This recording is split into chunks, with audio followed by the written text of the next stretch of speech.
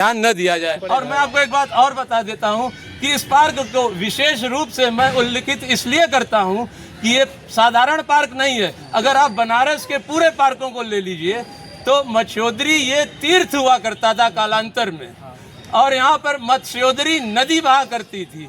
मत्स्योदरी का अर्थ आपको मैं समझा दूं, अगर संधि विच्छेद करूं, मत्स्य धन उदरी अर्थात मछली के उदर पेट के आकार का, और ये पार्क मछली के पेट के आकार का हुआ करता था। और आज यहाँ पे गवर्नमेंट ऑफिसेज बन गए हैं, बिजली का विभाग बन गया है, इसलिए आपको वो आकार नहीं दिख रहा है।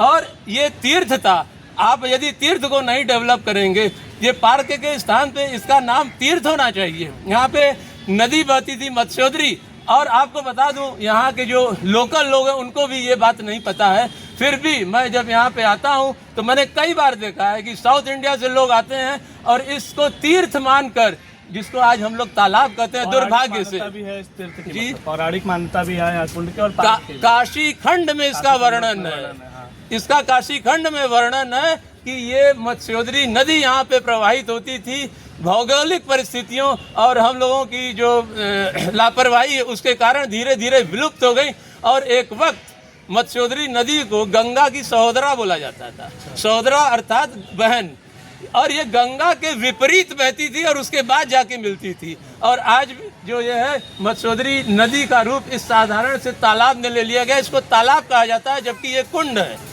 और कहा यह जाता है, पुराने लोग, मुझे मालूम नहीं, इतिहास में ऐसा वर्णित नहीं है कि इसका कनेक्शन माँ गंगा से है।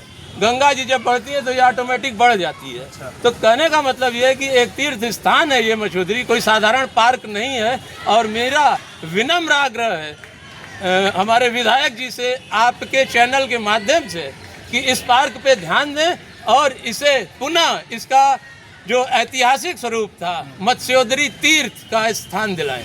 जैसा कि आप